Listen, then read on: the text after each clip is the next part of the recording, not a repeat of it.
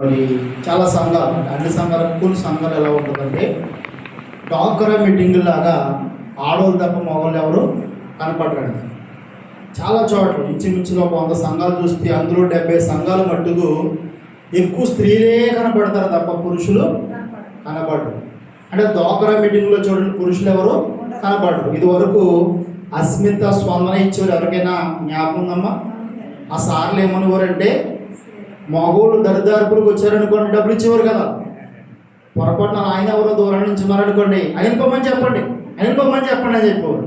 అంటే పురుషులు ఉంటే వాళ్ళు డబ్బులు ఇచ్చేవారు కదనమాట.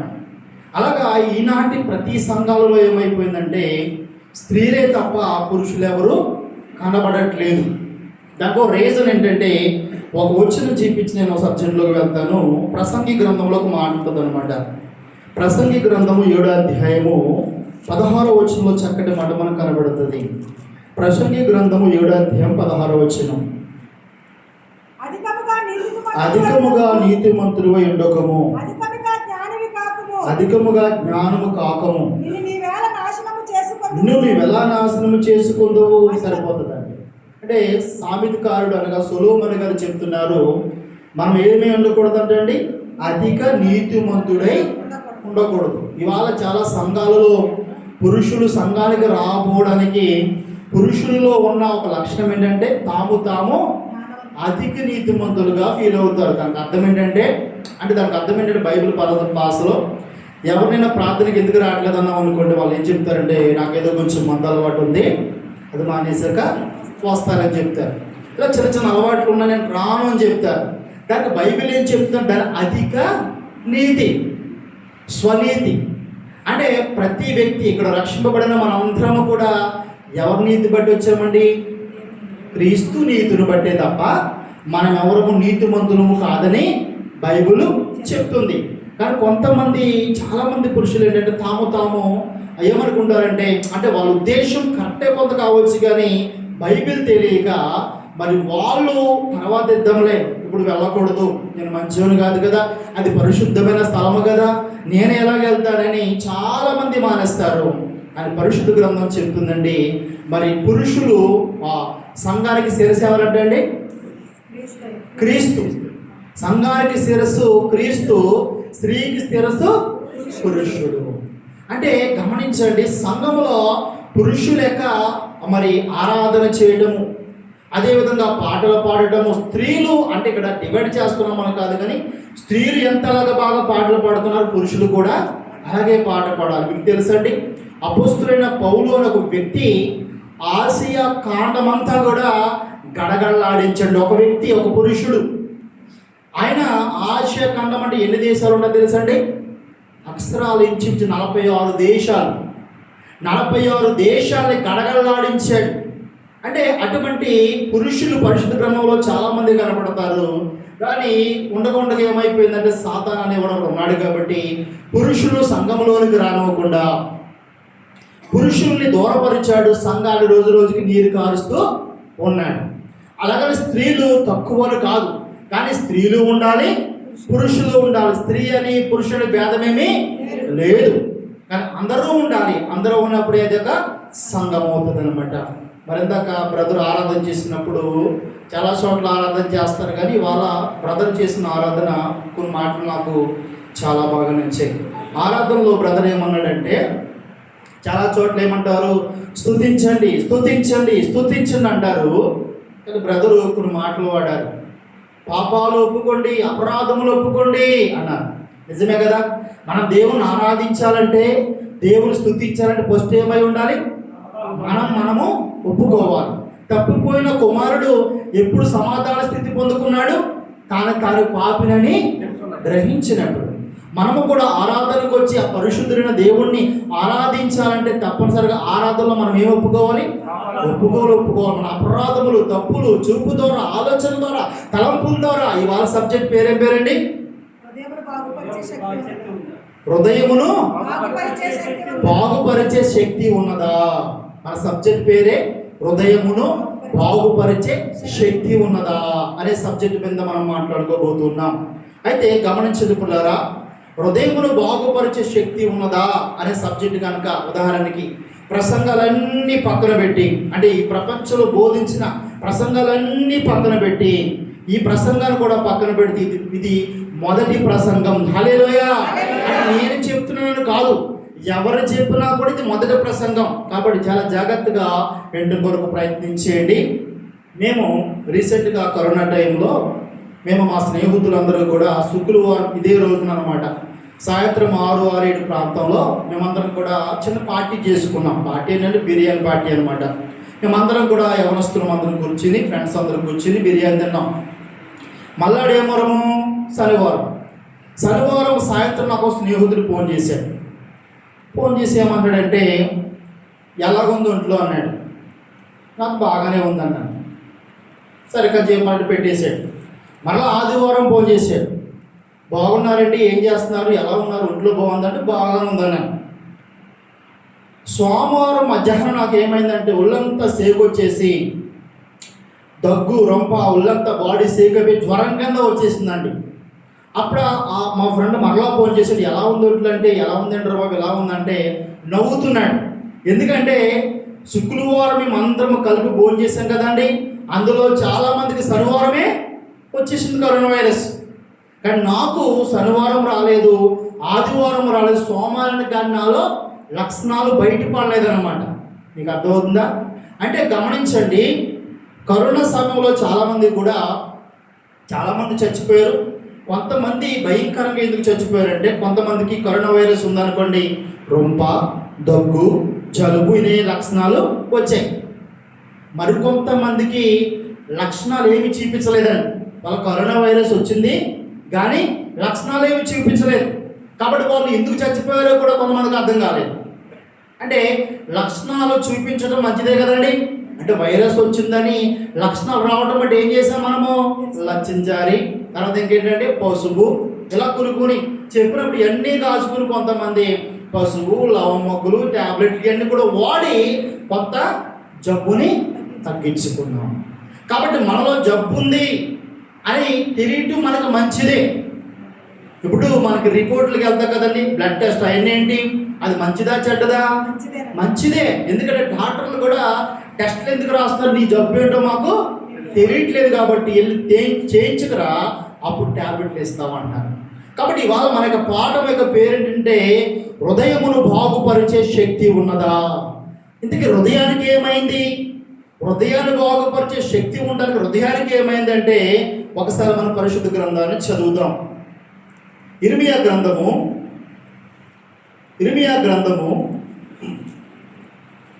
17వ అధ్యాయము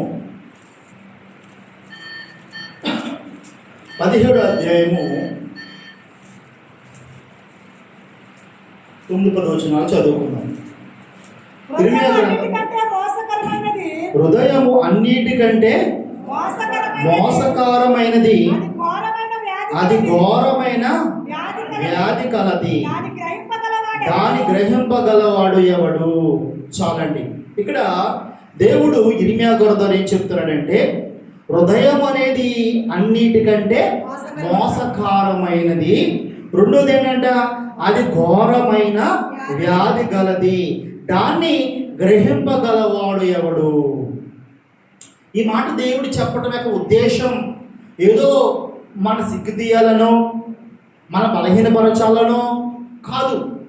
దేవుడు ఉద్దేశం ఏమిటంటే, ఇప్పుడు హాస్పిటల్కి వెళ్తే హాస్పిటల్ టెస్టులు చేసిన తర్వాత ఇది నీకు ఉంది అని డాక్టర్ గారు చెబుతుంది, నీ మేలుగా నీ కీడుగా? మెరుగే కదా. నీకు టైఫాయిడ్ జ్వరం ఉంది, నువ్వేం చేయాలంటే వేడి నీళ్ళు తాగాలి, కోడి మాంసం తినకూడదు, ఏట మాంసం తినకూడదు, జాగ్రత్తగా ఉండాలని అతను ఎందుకు చెప్తున్నాడు? మన మంచి కోసమే చెప్తూ ఉన్నాడండి.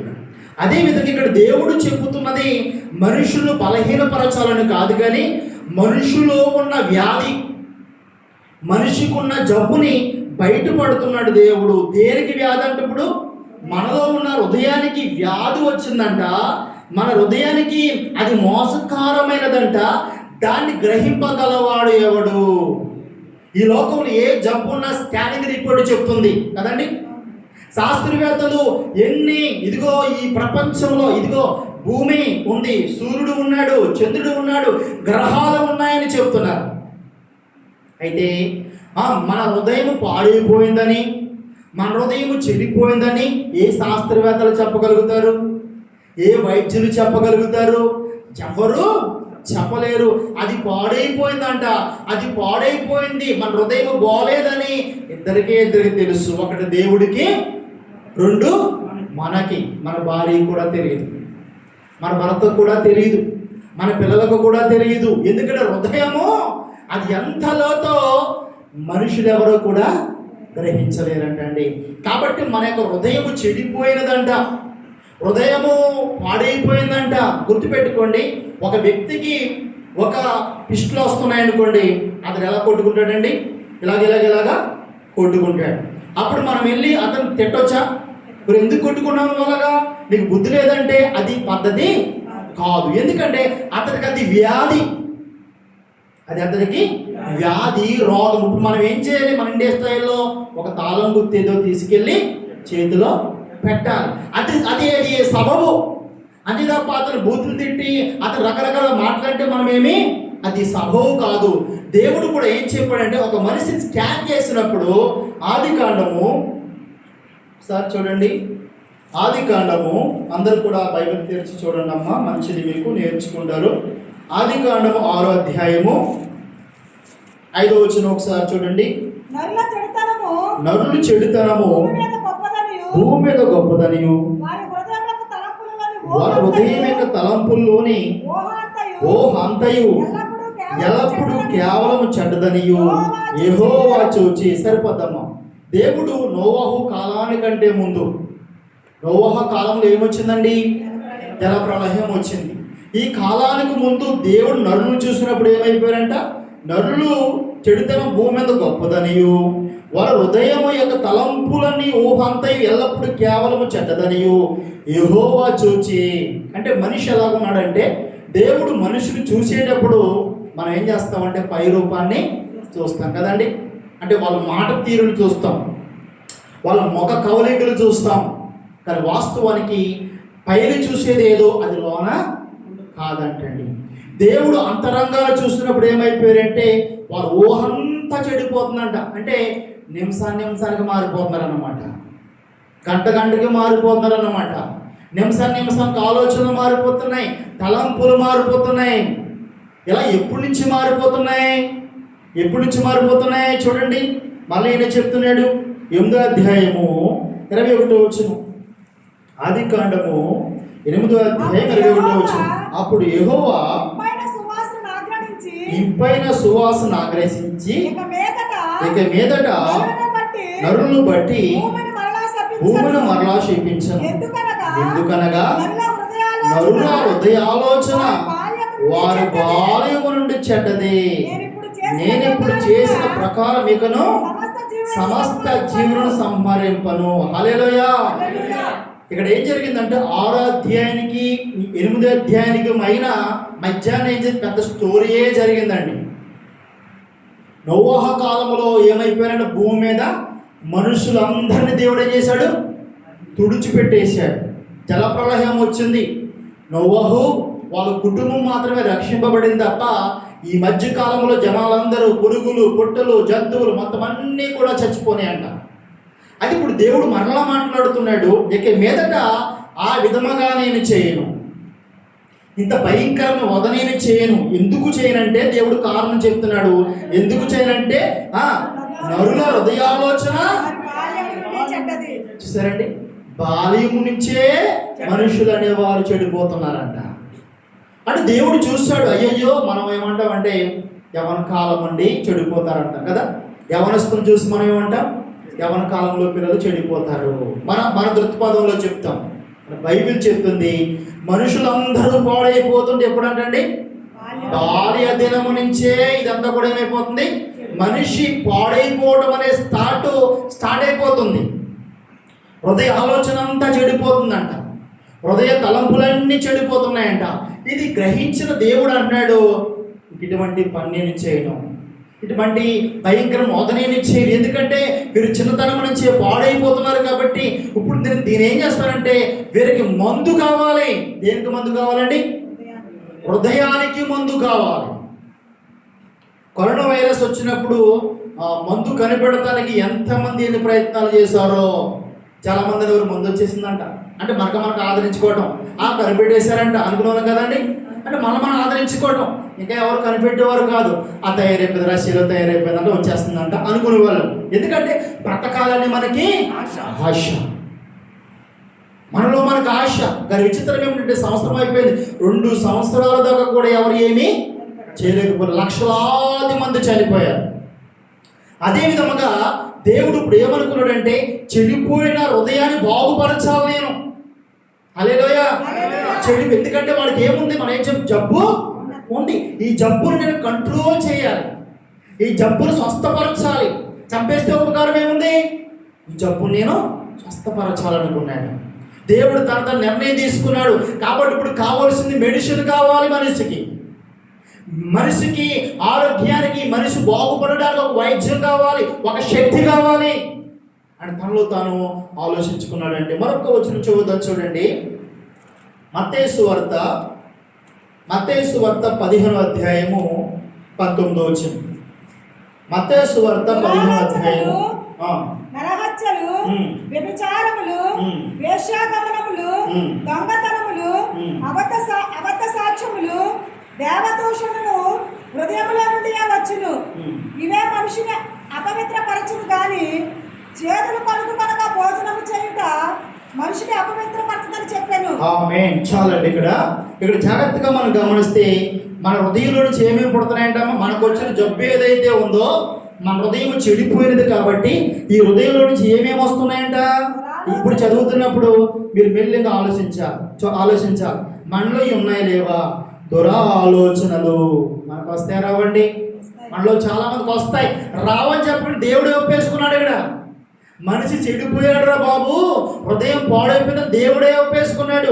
దురాలోచనలు ఇప్పుడు మన హృదయంలో నుంచి పుడుతున్నాయి. నరహత్యలు మన హృదయంలో నుంచి పుడుతున్నాయి. వ్యభిచారములు మన హృదయంలో నుంచి పుడుతున్నాయి. వేషాగమనములు మన హృదయంలో నుంచి పుడుతున్నాయి. దొంగతనములు పుడుతున్నాయి. అబద్ధ సాక్ష్యములు పుడుతున్నాయి. దేవదూషణ, దేవుడు లేడని చెప్పడం హృదయంలో నుండే వచ్చెను. ఇవన్నీ కూడా చెడిపోయింది కాబట్టి ఆ హృదయంలో నుంచే వస్తున్నాయంటండి. ఎంత భయంకరంగా మనిషి చెడిపోయాడో చూడండి, ఎంత భయంకరంగా మనిషి పాడైపోయాడో చూడండి. మనము పై రూపాన్ని చూస్తున్నాం కానీ దేవుడు ఒక మనిషిని టాలి వేసినప్పుడు, ఉదాహరణ చూడండి, ఇప్పుడు చాలా చోట్ల ఇండియాలో అయినా కోవిడ్లో అయినా దొంగతనం జరిగింది అన్న తర్వాత దొంగను పట్టుకుంటారా, ముందే పట్టుకుంటారా? జరిగిన తర్వాత కంప్లైంట్ ఇచ్చిన తర్వాత సీసీ కెమెరాలు చూసి అన్నీ చూసి ఎప్పుడో 3 రోజులకో 10 రోజులకో అది వాస్తా ఉంటే పట్టుకుంటారు, లేకపోతే అది కూడా లేదు కదండి. అంటే పోలీసు చట్టం ఎలా ఉందో చూడండి, కెమెరాలు పెట్టేశారు ఎక్కడ పడితే అక్కడ. అయినా దొంగతనం జరిగిందన్న కొన్ని రోజులకు తప్ప దిక్కులేదు. ఒక మనిషిని చంపితే కొన్ని రోజులకు దిక్కులేదు, వ్యవస్థ ఉంది.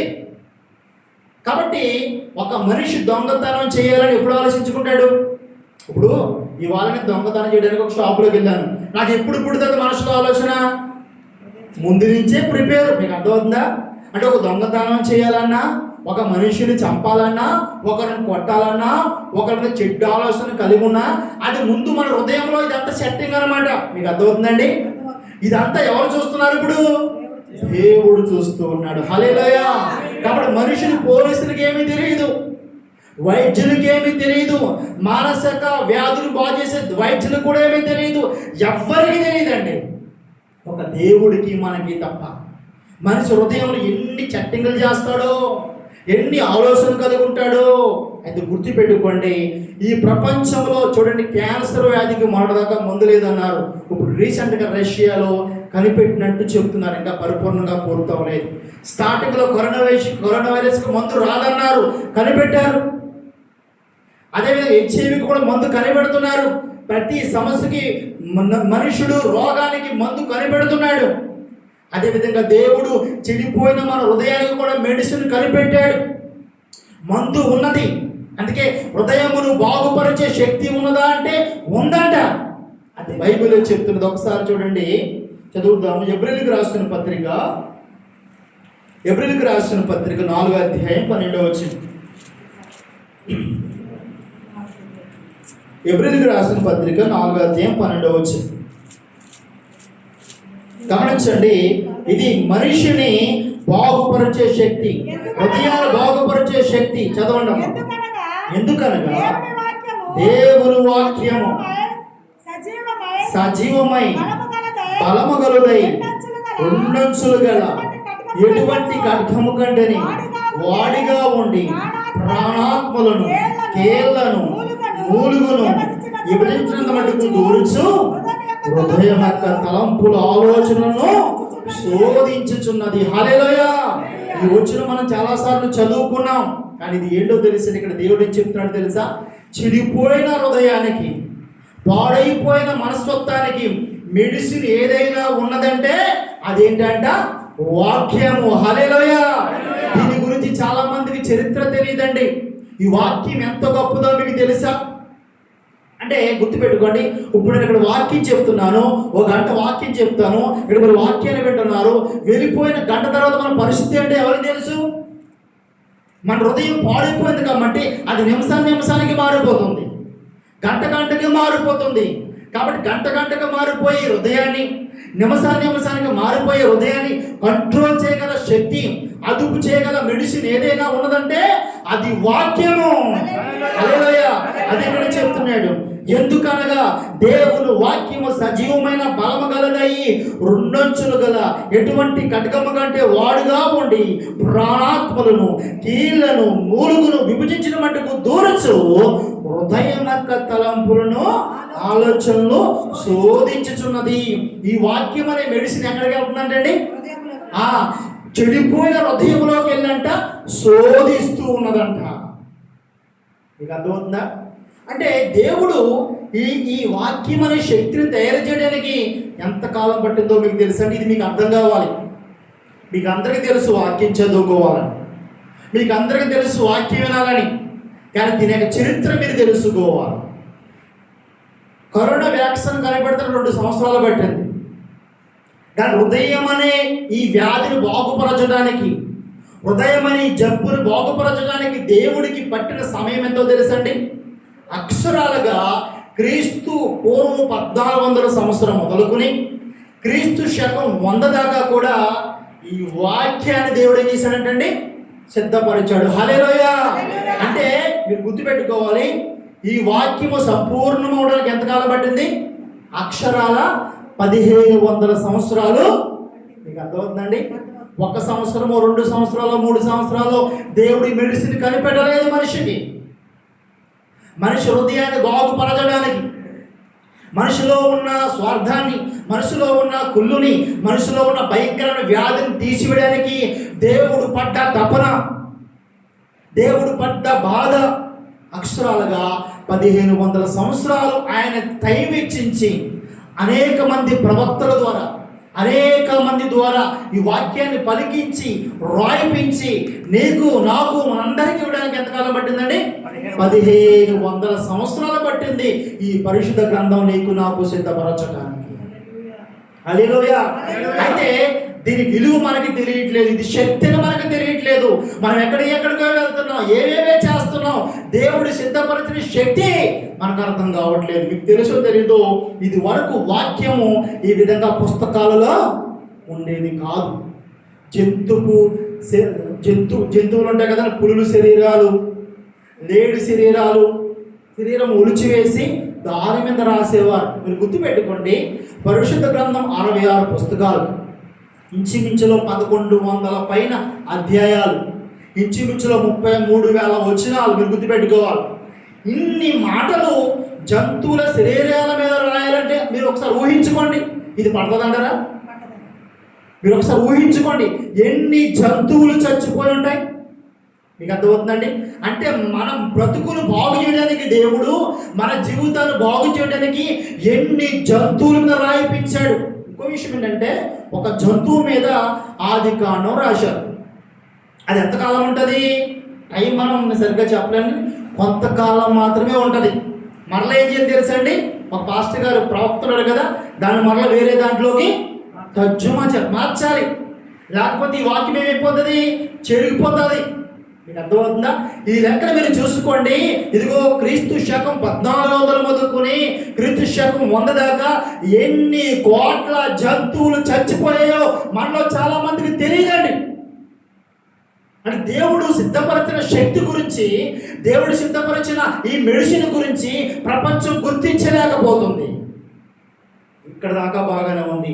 తర్వాత యేసుక్రీస్తు ప్రభు వారు యేసుక్రీస్తు శకము దాకా కూడా 100 దాకా బైబిల్ రాసేశారు. బైబిల్ పూర్తి అయిపోయింది. అయితే సరిగ్గా గమనించండి, క్రీస్తు శకం 300లో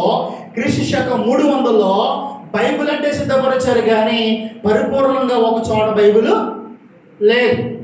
అప్పుడు క్రైస్తవ పెద్దలందరూ కూడా కూర్చొని క్రీస్తు శకం 300లో ఇన్ని పుస్తకాలు ఉండాలని పెద్దలందరూ ఏం చేశారు? బైబిల్ని సిద్ధపరిచారు. మీకు అర్థమవుతుందండి? అయితే మీరు సరిగ్గా గమనించండి, మనము దేవుడు సిద్ధపరిచిన శక్తి, దేవుడు సిద్ధపరిచిన మెషిన్ ఏదైతే ఉందో అది నీకు నాకు రాకుండా ఈ లోకంలో కంటికి కనపడని శక్తి కూడా ఎవడండి? వాడు సాతానుగాడు. వాడు ప్రయత్నాలు కూడా వాడు చేస్తూ ఉన్నాడు. చూడండి ఒకసారి ఎఫెసీయులకు రాసిన పత్రిక 6వ అధ్యాయం ఒక్కసారి 11వ వచనం చదవండి. 6వ అధ్యాయం 11వ వచనం. మీరు అపవాది తంత్రములను ఎదిరించుటకు శక్తిమంతులగునట్లు సరిపోతుందా? ఇక్కడ చూడండి ఎలాగంట, మీరు అపవాది తంత్రములు ఎదిరించుటకు, అపవాది తంత్రములను ఎదిరించుటకు శక్తిమంతులగునట్లు దేవుడిచ్చు సర్వాంగ కవచమును ధరించుకోనండి. ఇక్కడ కిందకు వచ్చేసరికి చాలా చెప్పాడు, కానీ అయితే మీరు గమనించండి, సాతానుగాడు ఏమైనాడంటండి? అపవాది తంత్రములు, మాయలు, మంత్రాలు, అంటే దేవుడు సిద్ధపరిచిన వాక్యం, దేవుడు నీ కొరకు నా కొరకు సిద్ధపరిచిన ఈ మందు ఏదైతే ఉందో ఇది ఏ మనిషికి చేరకూడదని, ఇది మన ఎద్దకు రాకూడదని వాడు చేసిన ప్రయత్నము అంతా ఇంత కాదండి. మరొక వచనం చదవండి. కొరింథీయులకు రాసిన 2వ పత్రిక 4వ అధ్యాయం 4వ వచనం ఒకసారి చదవండి. దేవుని స్వరూపమైన క్రీస్తు మహిమను కనుపరచు సువార్త ప్రకాశము వారికి ప్రకాశింపకుండా నిమిత్తము ఈ యుగ సంబంధమైన దేవత అవిశ్వాసులైన వారి మనోనేత్రములకు గుడ్డితనము కలుగజేస్తూ ఉన్నాడు. గమనించండి, ఈ యుగ సంబంధమైన దేవత అనగా సాతానుగాడు ఎవడైతే ఉన్నాడో వాడు ఏ విధముగా ఉన్నాడంటే, అవిశ్వాసులు అంటే ఎవరో బయట వాళ్ళు అనుకోవద్దు. మనము కూడా దేవుడు నమ్ముకున్నాం, కానీ అవిశ్వాసులుగా తయారైపోయాం. మీరు గమనించండి, నేను చాలా చోట్ల అడుగుతాను, అమ్మ డైలీ బైబిల్ చదువుతారండి. ఇప్పుడు మిమ్మల్ని కూడా అడుగుతున్నాను, డైలీ బైబిల్ చదివాలి చేతి పైకి ఎత్తండి. డైలీ బైబిల్ చదివాలి ఎంతమంది? అందరూ చదవట్లేదు అనమాట. చూసారా? అంటే దించేయండి అమ్మ, పరిపూర్ణంగా ఒక్కసారి బైబిల్ చదివిన చేతి పైకి ఎత్తండి. దేవుని స్తోత్రం. 2 సార్లు చదివిన పైకి ఎత్తండి, 3 సార్లు చదివిన పైకి ఎత్తండి. చూసారా? మనలో ఒక్కొక్కరికి 40 సంవత్సరాలు, 50 సంవత్సరాలు, 30 సంవత్సరాలు ఉన్నాయి, కానీ దేవుడు సిద్ధపరిచిన ఈ శక్తి ఏదైతే ఉందో దీన్ని ఆశ్రయించకుండా ఒకడేమో యెరూషలేము వెళ్తాడు, ఒకడు మరియమ్మ కొండకి వెళ్తాడు, ఇంకొకడేమో కొండలో గృహంలోకి వెళ్ళిపోతాడు. అంటే దేవుడు సిద్ధపరిచి ఇచ్చిన ఈ బైబిల్ చదవడం అనేసి ఎక్కడెక్కడో తిరుగుతున్నారు మనుషులు. నా ప్రియ సహోదరులారా, నేను చాలా సంఘాలకు వెళ్ళి అడిగినప్పుడు చాలామంది పరిశుద్ధ గ్రంథం చదవట్లేదండి. ఎందుకంటే ఈ పరిశుద్ధ గ్రంథం ఏమైనది? మనిషి హృదయం అదుపు చేసేది, మనిషి హృదయమును బాగుపరిచేది. చాలాసార్లు మనం అనుకుంటాం, కొన్నిసార్లు మీరు అడగకపోవచ్చు, ఆడిని కొట్టాలి, ఈయన కొట్టాలి, ఆయన చంపాలి, ఆయన పాడు చేయాలి, ఇలాగంటే హృదయంలో పుడతాయంటే ఆలోచనలు. మీకు అర్థమవుతుందా? ఒక చెట్టుకు పళ్ళు కాసినట్లు, ఒక చెట్టుకు పూలు పూసినట్లు మన హృదయంలో నూతనంగా ఎలాగవుతుందంటే రోజు రోజుకి ఆ నాశనం అయిపోతే బాగుంది, ఈ నాశనం అయితే బాగుంది, అలాగే రకరకాల నిమిషం కూడా మన హృదయంలో చెడ్డ ఆలోచనలు పుడుతూనే ఉంటాయంట. ఈ చెడ్డ ఆలోచనలు అదుపు చేయాలంటే, ఈ చెడ్డ ఆలోచనలు చంపివేయాలంటే అది శక్తి ఏది? వాక్యము. హల్లెలూయా. అటువంటి వాక్యాన్ని మనం చదవకపోతే దేవుడు మాత్రం ఏం చేస్తాడండి? అవునే కదండి? దేవుడు ఏం చేయలేడండి. దేవుడు మనిషికి ఏమి కావాలో అది ఇచ్చేసాడు. అందుకే కదా లోకంలో ఒక శాస్త్రం ఉంది, మనమంట దేన్ని నీరు దాకా తోడుకెళ్తాం తప్ప మనము దేని దాన్ని ఏంటది ఉంటే గుర్రమా గుర్రానండి ఆ గుర్రాన్ని అంటే మనం నీరు దాకా తోడుకెళ్తాం తప్ప ఆగించలేము. హల్లెలూయా. దేవుడు వాక్యాన్ని ఇచ్చాడు తప్ప చదివించగలుగుతాడైనా? ఎవరు చదవాలి? మనమే చదవాలి. ఇంకో విషయం చెప్పండి, ఒకవేళ మీలో ఎవరికైనా నాకు బైబిల్ చదవడం రాదండి అయ్యగారు అంటే, దేవుడు మీకు కూడా గొప్ప అవకాశం ఇచ్చాడు. అది ఇవాళ ప్రతి ఒక్కరి చేతిలో ఏముందండి? ఫోన్ ఉంది, మొబైల్ ఉంది. అందులో మీరు యూట్యూబ్లోకి వెళ్ళి ఆడియో బైబిల్ అని కొడితే ఏమని కొట్టాలండి? యూట్యూబ్లోకి వెళ్ళి సెర్చ్ చేసి చక్రవాకు సీరియల్ అని కొట్టాలి. అంతేనండి. మెట్టెల సవాడి నాకు పాతే తెలుసు, కొత్త సీరియల్ తెలియదండి. ఇలాగే కొట్టి వాళ్ళు చాలామంది మొన్న కావడండి సీరియళ్ళు చూస్తుందంట. మీరు చూసే ఉంటారు.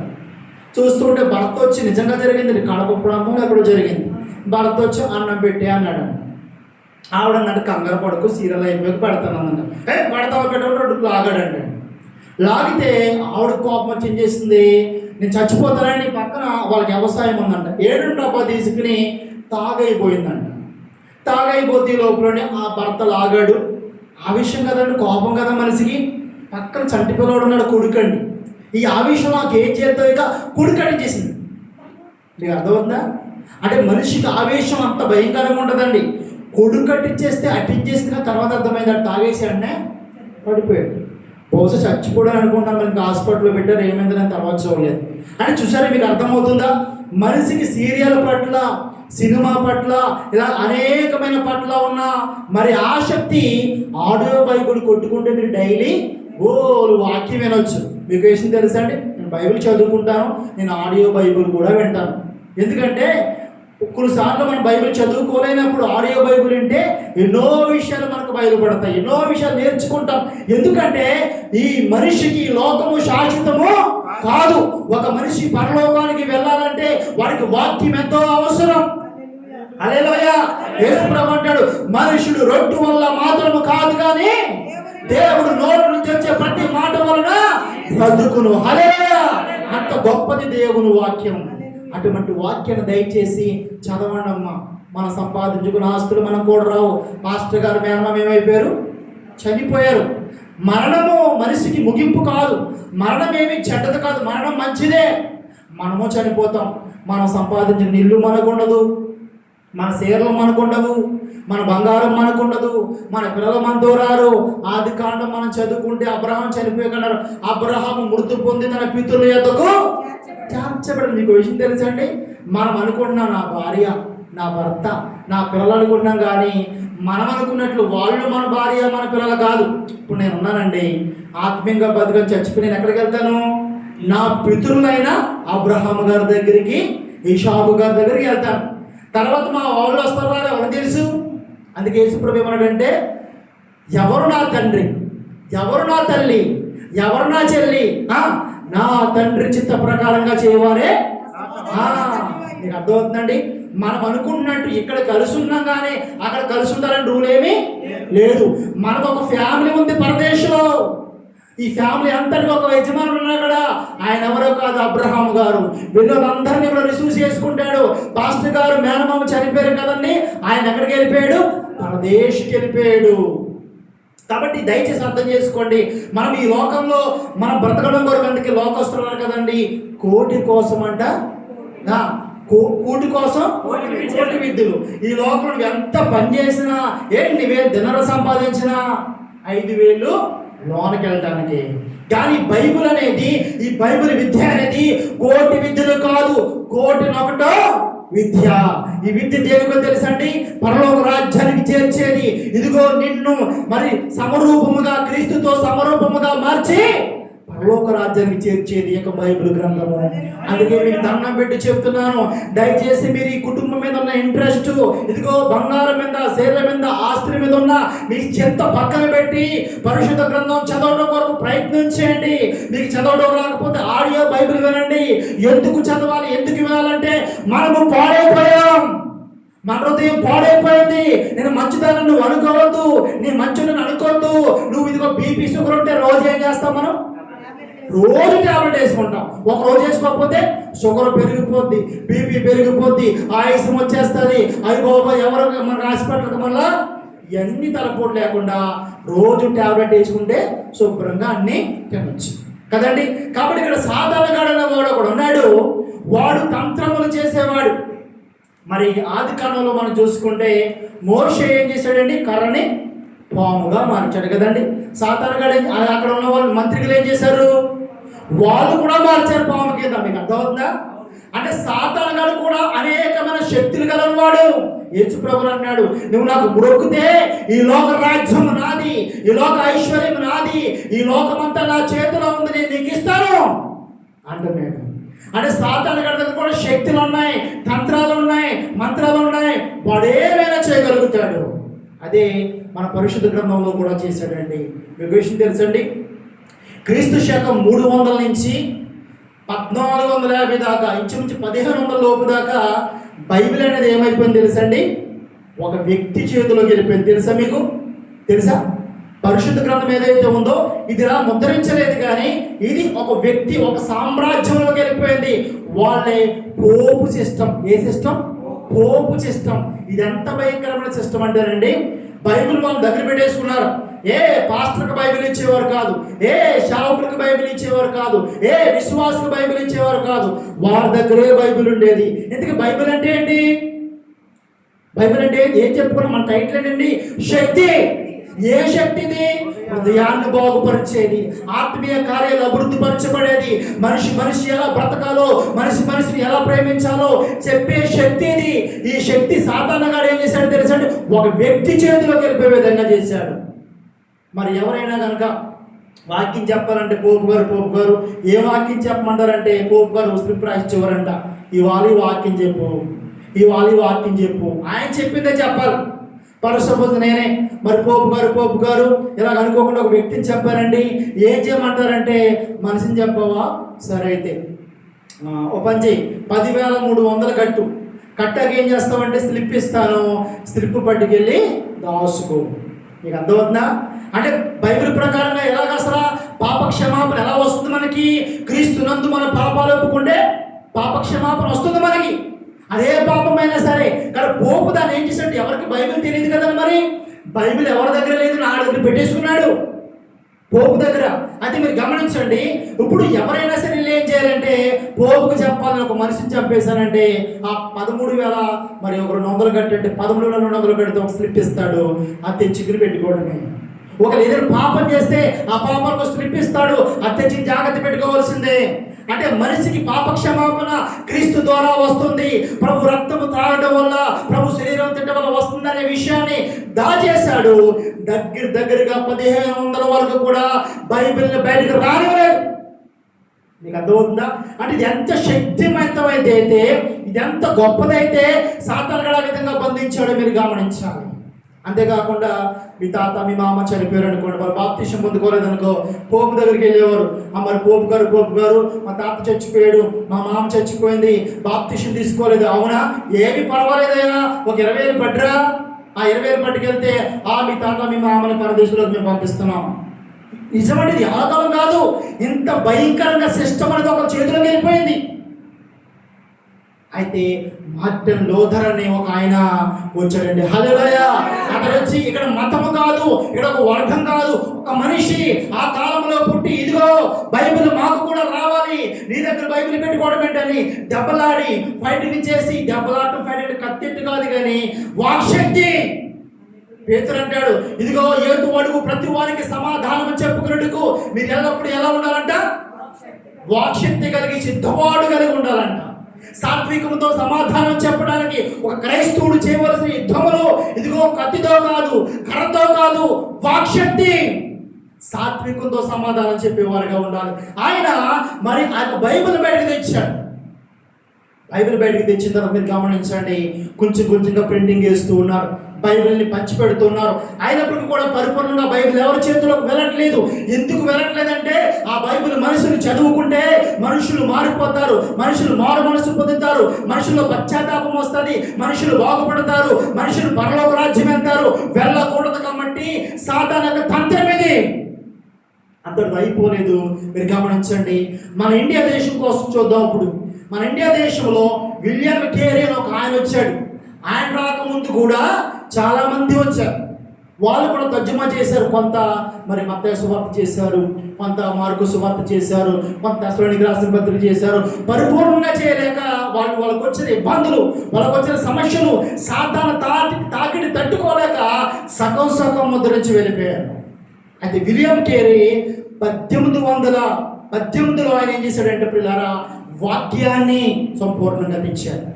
ఇదిగో అందరూ బైబిల్ చదువుకోవాలి, అందరూ పరిశుద్ధ గ్రంథాన్ని చదువుకోవాలి, అందరూ వాక్యాన్ని చదువుకోవాలని విలియం కేరీ ఒక వ్యక్తి ఇదిగో ఈ మన దేశానికి వచ్చి, మన రాష్ట్రానికి వచ్చి పరిశుద్ధ గ్రంథాన్ని ముద్రించి, ఈ ముద్రించే ప్రాసెస్లో ఆ దేశానికి భార్యని పిల్లలు తీసుకుని వచ్చాడండి.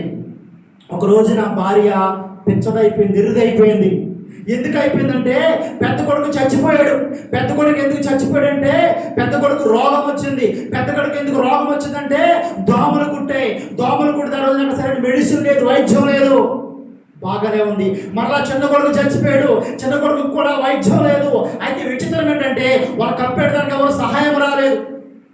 వాళ్ళకి అప్పటిదానికి ఎవరు సాయం రాలేదు. ఇది చూసిన తల్లి మతిస్థిమితం చెల్లిపోయి ఎర్రికాకతో ఆమె పిచ్చదానిలాగా మారిపోయిందండి. ఈ లోపల విలియం కేరీ గారు కొత్త నిబంధన అంతా ముద్రించేశాడు. దగ్గర 500 బైబిల్ ముద్రించాడు. సంతోషపడిపోతున్నాడు. ఇదిగో నా ఇండియా దేశం అంతా చదువుకుంటుంది, నా ఇండియా ప్రజలందరూ దేవుడు తెలుసుకుంటారు, ఈ శక్తిని సిద్ధపరచడం చాలా సంతోషపడ్డాడు. అయితే విచిత్రం ఒక ఆయన వచ్చాడంట. అయ్యా, నీ భార్య ఎరుదైపోయింది, నీ భార్య రోడ్ల మీద తిరుగుతుంది, ఏమైందండి నీ భార్య ఎలాగైపోయిందంటే అతడు పరుగున ఇంటికి వెళ్తే వాళ్ళ భార్య ఎరుదై పిచ్చదై మరి జుట్టు పీక్కుంటూ ఉందంట. ఈ లోపల మరొకడు వచ్చాడు. అయ్యా, నువ్వు సిద్ధపరిచిన 500 బైబిల్లో ఏమైపోయినంట, కాల్ చేశారంట. మీకు అర్థమవుతుందా? అంటే సాతానుగాడు ఎంత ప్రభావంతో పనిచేశాడు మీకు తెలుసండి. వాక్యం యొక్క శక్తి, వాక్యం యొక్క ఆయుధము, వాక్యం యొక్క మెడిసిన్ ప్రపంచానికి అందకూడదని వాడు అంత భయంకరమైన ప్లాన్ చేసుకుంటూ వచ్చాడు. ఆయన విలియం కేరీ తగ్గలేదు. దేవుడు ప్రేమ అతను బలవంతపరిచింది, దేవుడు కృప అతను బలవంతపరిచింది. అతడు మరలా భార్య చచ్చిపోయినా, పిల్లలు చచ్చిపోయినా, ఇదిగో మనందరం బైబిల్ చదువుకోవాలి, మనందరం ఈ హృదయానికి మందు వేసుకోవాలని ఇదిగో ఆయన పరిశుద్ధ గ్రంథాన్ని ముద్రించాడండి. హల్లెలూయా. అయితే మీరు విచిత్రం ఏంటంటే ఆయన బైబిల్ గ్రంథం ముద్రించి కొంతకాలం ఇచ్చిన తర్వాత ఈ లోపు మన ఇండియా దేశంలో మరొక ఆవిష్కరణ జరిగింది. అదేంటో తెలుసండి, 1996లో అంటే ఇంచుమించులో 170 సంవత్సరాలకి మన ఇండియా దేశంలో మరొక ఏంటో తెలుసండి, ఈ బైబిల్ కొంచెంగా మరి అందజేస్తున్నారు. విశ్వాసులు చదువుకుంటూ ఉన్నారు. ఈ టైంలో మనుషులు బలపడుతున్నారు. ఈ టైంలో సాతాను గడిచి ఏం చేశాడు తెలుసా, ఇదిగో సినిమా ఫీల్డ్ తీసుకొచ్చాడు మన ఇండియా దేశానికి. ఈలోపు మనుషులు ఏమైపోతున్నారు, క్రైస్తవులుగా అవుతున్నారు తప్ప బైబిల్ పట్టుకెళ్తున్నారు, బైబిల్ కొనుక్కున్నారు తప్ప ఈ సినిమాల్లో పడిపోయి, ఈ సీరియాల్లో పడిపోయి, ఇదిగో ఈ సోషల్ మీడియాలో పడిపోయి ఒక పక్క నుంచి బైబిల్ వచ్చింది, దాంతోపాటు ఏమొచ్చిందమ్మా, సినిమాలు కూడా, సీరియాలు కూడా వచ్చాయి. దీని బట్టి ఏమైందంటే దేవుడు సిద్ధపరిచిన శక్తి, దేవుడు సిద్ధపరిచిన ఆయుధము ఏమైపోయిందంటే అది ప్రయోజనం లేకుండా అయిపోయింది. మీకు అర్థమవుతుందా? అంటే దేవుడు సిద్ధపరిచిన శక్తి అంటే ఈ బైబిల్ మన చేతిలోకి రావడానికి దేవుడు ఎంత శ్రమ పడ్డాడో, ఎంత కష్టపడ్డాడో, ఎంతమంది చనిపోయారో, ఎంతమంది త్యాగం చేశారో ఈ విలువ మనకు తెలియట్లేదు ఇవాళ. అందుకే మనలో చాలా మంది వాక్యాన్ని చదువుకోలేకపోతున్నాం. అందుకే మనలో చాలా మంది వాక్యాన్ని ధ్యానించలేకపోతున్నాం. ఈ వాక్యం కోసం కొన్ని వచనాలు చదివి ముగిస్తాను. చూడండి, యెహోషువ గ్రంథము ఒకసారి ద్వితీయోపదేశకాండము 6వ అధ్యాయం 6వ వచనం చదవండమ్మా. ద్వితీయోపదేశకాండము 6వ అధ్యాయం 6వ వచనం. 6:6 నేడు నేను నీకు ఆజ్ఞాపించు ఈ మాటలు హృదయములో ఉండవలెను. నీవు నీ కుమారులకు వాటిని అభ్యాపించేసి నీట కూర్చున్నప్పుడు, త్రోవ నడిచినప్పుడు, పడుకున్నప్పుడు, లేచినప్పుడు వాటిని గురించి మాట్లాడవలను, సూచనగా వాటిని చేతికి కట్టుకోవలను. సరిపోతుందమ్మా. ఇక్కడ చూడండి, దేవుడు చెప్తున్నాడు ఈ వాక్యాన్ని ఏం చేయాలంట, హృదయములో ఉంచుకోవాలంట. ఈ పాడైపోయిన హృదయాన్ని బాగు చేసేది ఈ వాక్యము కాబట్టి, ఈ పాడైపోయిన హృదయాన్ని బాగు చేసేది ఈ వాక్యము కాబట్టి ఈ వాక్యాన్ని చదువుతూ హృదయంలో ఉంచుకోవాలంట. అంతేకాకుండా మన పిల్లలకు అభ్యాసింప చేయాలంట, మన పిల్లలకు నేర్పించాలంట, మన పిల్లలకు చెప్పాలంట. ఈ మధ్యకాలంలో మనం చూస్తే పిల్లలు మనం చదివిస్తున్నాం, డిగ్రీలు చదివిస్తున్నాం, పెద్ద పెద్ద జాబులు రప్పించాలనుకుంటున్నాం. కానీ వాళ్ళు పెరిగి పెద్ద జాబులు తెచ్చుకున్నాక తండ్రిని కొడుతున్నాడు, తల్లిని కొడుతున్నాడు, చంపుతున్నాడు. రీజన్ అంటే వాడికి ఏం నేర్పలేదు మనం, వాడికి ఏమి చెప్పలేదు మనము. దేవుడు వాక్యాన్ని అభ్యాసింప చేయలేదు, దేవుడు వాక్యం వారిని పెంచలేదు. ఒకటి మనము పెరగలేదు, రెండు వాడిని పెంచలేదు. మనము పాడైపోతున్నాం, వాళ్ళని పాడు చేస్తూ ఉన్నాం. కాబట్టి నా ప్రియ సంగమా గమనించండి, దేవుని వాక్యం చాలా బలమైనది. ఈ దేవుని వాక్యం ఏంటంటే శక్తి, హృదయమును బాగు చేసే శక్తి, హృదయమును కంట్రోల్ చేసే శక్తి, మన జీవితాన్ని పరలోక రాజ్యానికి తీసుకెళ్లే శక్తి అండి ఇది. హల్లెలూయా. ఇటువంటి వాక్యాన్ని గొప్పదనాన్ని తెలుసుకుని అందరూ చదివేవారుగా ఉందాం. మరొక వచ్చిన చూడండి, యెహోషువ గ్రంథము 1:8 యెహోషువ గ్రంథము 1:8. ఈ ధర్మశాస్త్ర గ్రంథమును మీరు బోధింపక తప్పిపోకూడదు. దానిలో రాయబడిన వాటి ప్రకారము చేటుకు నీవు జాగ్రత్త పడినట్లు దివారాత్రములను దానించిన ఎడల హల్లెలూయా. దేవుని స్తోత్రం. యెహోషువతో దేవుడు చెప్తున్నాడు ప్రియులారా, యెహోషువతో దేవుడు ఏం చెప్తున్నాడంటే, యెహోషువ నీవు నీ జీవితంలో ముందుకు కొనసాగాలంటే, ప్రజలందరినీ ముందుకు తీసుకెళ్ళాలంటే ఈ వాక్యాన్ని నువ్వు చదువుకోవాలి. ఇదిగో ఈ వాక్యాన్ని నువ్వు ధ్యానించాలి, అందరికీ వినిపించాలి, అందరికీ చెప్పాలని దేవుడు ఆ రోజున యెహోషువకు చెప్పాడు. ఈ రోజున మనము కూడా వాక్యమును చదువుకుంటే, వాక్యాన్ని ధ్యానిస్తే మన హృదయంలో పుడుతున్న అనేకమైన చెడ్డ కోరికలు, అనేకమైన చెడ్డ తలంపులు, మన హృదయం వ్యాధితో నిండిపోయింది. కాబట్టి ఈ వ్యాధిని స్వస్థపరచగల ఆయుధము వాక్యం మాత్రమే. దయచేసి ఆ వాక్యాన్ని ఎవరు నిర్లక్ష్యం చేసేవారుగా నీవు నేను ఉండవద్దు. లాస్ట్ ఒక వచనం చూసి నేను ముగించేస్తాను. పేతురు రాసిన మొదటి పత్రిక 2:1. పేతురు రాసిన మొదటి పత్రిక 2:1.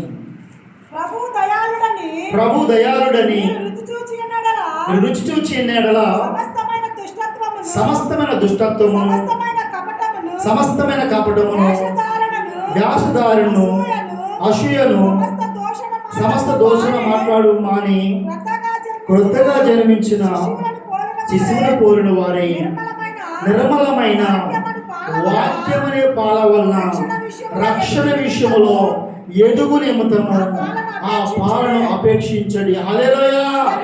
వాక్యాన్ని దేంతో మళ్ళా పోల్చాడంటే పాలుతో పోల్చాడండి. గుర్తుపెట్టుకోండి, ఎవరైతే మారు మనసు పొందామో, క్రీస్తులో బాప్తిష్యం పొందుకున్నామో, మరలా మనం పసిపిల్లలము. ఎందులో? ఆత్మీయ స్థితిలో పసిపిల్లలము. భౌతికంగా ఎదుగాం, పెద్దవారమే. భౌతికంగా నీకు అన్నీ తెలుసు.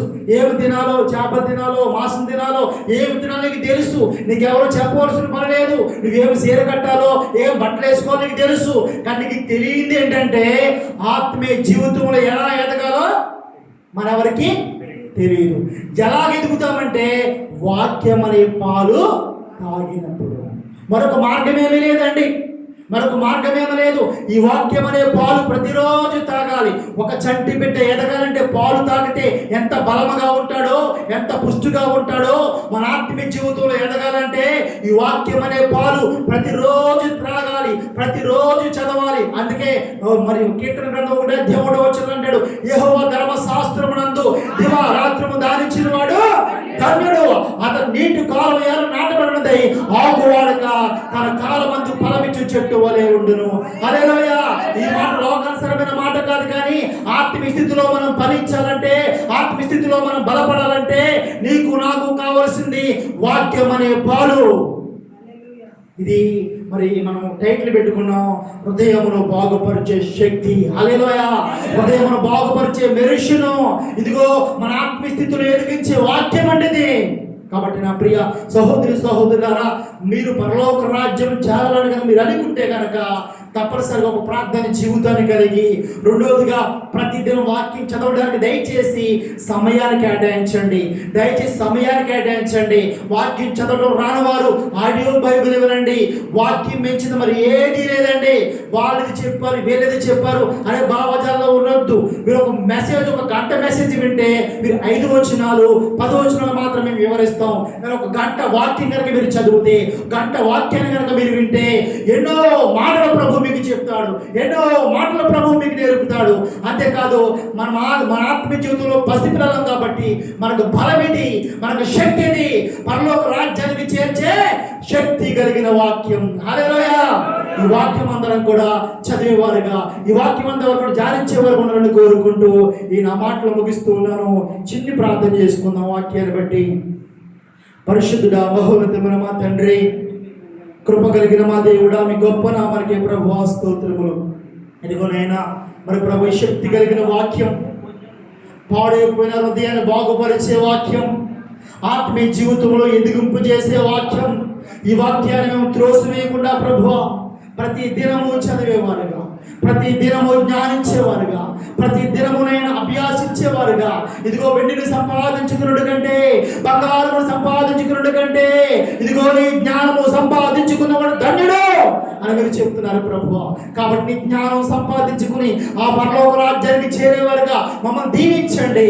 ఎవరైతే ఈ వాక్యాన్ని విన్నామో ప్రభువా, 30 60 100 మమ్మల్ని అభివృద్ధి పరుస్తారని, దీవిస్తారని ఇదిగో మా ప్రభువును రక్షకుడైన క్రీస్తు వారి పేరట మిమ్మల్ని అడిగి వేడుకుంటున్నాము తండ్రి. ఆమేన్. ఆమేన్. అందరూ కూడా వందనాలండి. మరి దేవుని చిత్తమైతే మరొకసారి కలుసుకుందాము. అందరూ కూడా వందనాలు.